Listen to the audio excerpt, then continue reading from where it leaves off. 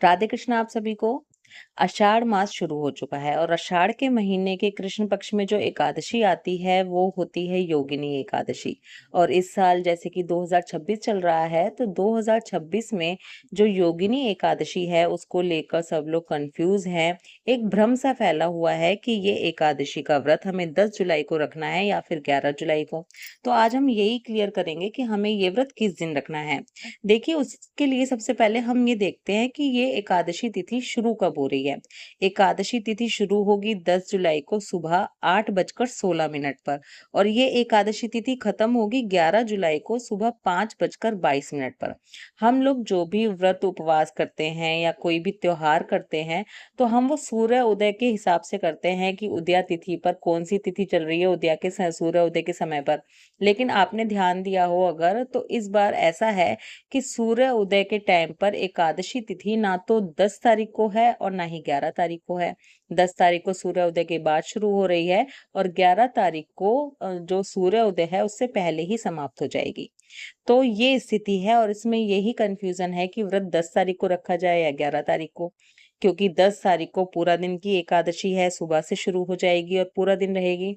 लेकिन हम लोग ये भी जानते हैं कि हमें कभी भी दशमी युक्त एकादशी का व्रत नहीं रखना चाहिए। और 10 तारीख को ऐसा ही हो रहा है कि सुबह दशमी तिथि रहेगी और 8 बजे के बाद यानी कि सवा 8 बजे से शुरू होगी एकादशी तिथि। तो फिर ये हो जाती है दशमी युक्त एकादशी। और हमारे शास्त्रों में वर्णित है, ये बताया गया है कि अगर एक अंश भी दशमी तिथि का एकादशी में सम्मिलित हो रहा हो तो वो दशमी युक्त एकादशी होती है और हमें उस एकादशी का त्याग करना चाहिए और हमें द्वादशी मिश्रित एकादशी करनी चाहिए। तो इसीलिए जो भी वैष्णव लोग हैं वो लोग एकादशी व्रत 11 जुलाई को ही करेंगे। खाटू श्याम जी मंदिर में और उज्जैन में यहाँ पर 2 जगह एकादशी योगिनी एकादशी की जा रही है 10 जुलाई की। लेकिन बाकी सभी जो वृंदावन के मंदिर हैं, चाहे वो बांके बिहारी जी है, राधा रमण है, इस्कॉन टेम्पल है, जो भी संप्रदाय हैं, गौड़िया संप्रदाय है, सभी जगह, निम्बक संप्रदाय, सभी जगह जो है 11 जुलाई को ही योगिनी एकादशी का व्रत किया जा रहा है। आप लोग पूछते हैं कि हम लोग पर्सनली एकादशी व्रत का पालन कब कर रहे हैं। तो हम लोग भी पर्सनली एकादशी व्रत का पालन योगिनी एकादशी व्रत हम लोग भी 11 जुलाई को ही करेंगे। और आप लोगों से भी मैं यही सजेस्ट करूंगी कि आप लोग भी 11 जुलाई को ही योगिनी एकादशी का व्रत कीजिएगा। क्योंकि 10 जुलाई को दशमी युक्त एकादशी है। और हाँ, कुछ लोग ये भी पूछते हैं कि अगर हम 10 जुलाई को कर लें तो क्या ये व्रत गलत हो जाएगा। तो देखिए गलत नहीं होगा, लेकिन जो सही होता है, जो एकादशी हमें करनी चाहिए वो मैं आपको बता रही हूँ। लेकिन हाँ, आपको 10 जुलाई को भी चावलों का त्याग करना है। एकादशी व्रत के कुछ नियमों का पालन कीजिएगा, जैसे कि सर नहीं धोइएगा, चावल नहीं खाइएगा, कुछ भी प्याज लहसुन वगैरह की चीजें नहीं खाइएगा।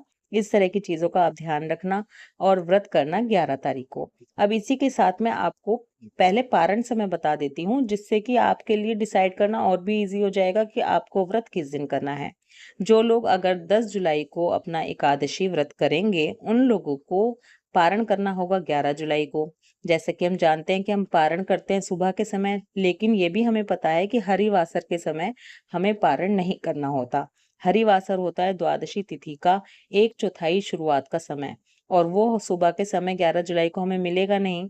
इसलिए जो लोग 10 जुलाई को योगिनी एकादशी व्रत करेंगे वो अपने एकादशी व्रत का पारण 11 जुलाई की दोपहर में करेंगे। 11 जुलाई की दोपहर 1:50 से लेकर दोपहर 4:36 के बीच में अपने एकादशी व्रत का पारण करेंगे।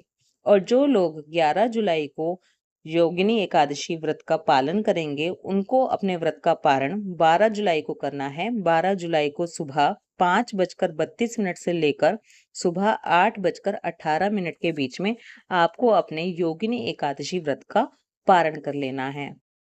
तो ये सुनने के बाद भी बहुत से लोगों का आसानी से डिसाइड हो जाएगा कि उनको योगिनी एकादशी व्रत किस दिन रखना है।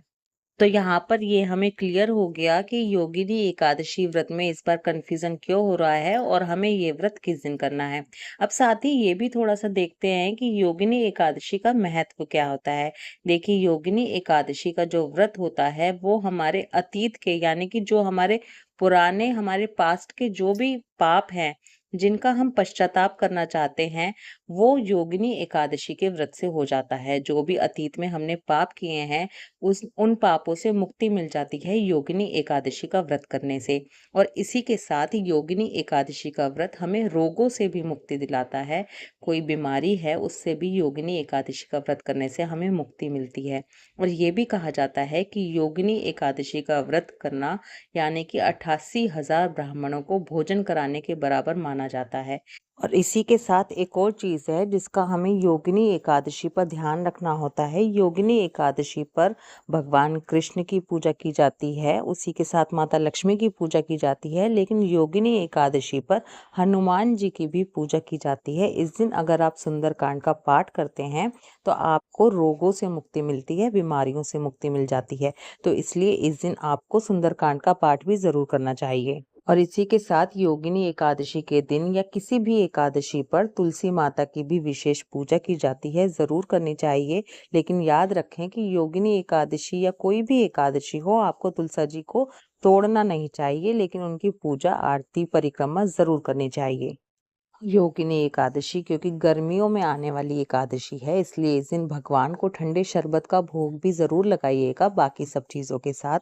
जैसे आप मौसमी जो फल हैं, भगवान को भोग लगाइएगा, पीली मखाने की खीर का भोग लगाइएगा और तुलसी दल ज़रूर अर्पित कीजिएगा। तो चलिए, आई होप ये वीडियो आपको पसंद आएगी। और योगिनी एकादशी से रिलेटेड अगर कोई भी क्वेश्चन अगर आपके पास हो तो आप कमेंट करके ज़रूर पूछिएगा। राधे कृष्णा।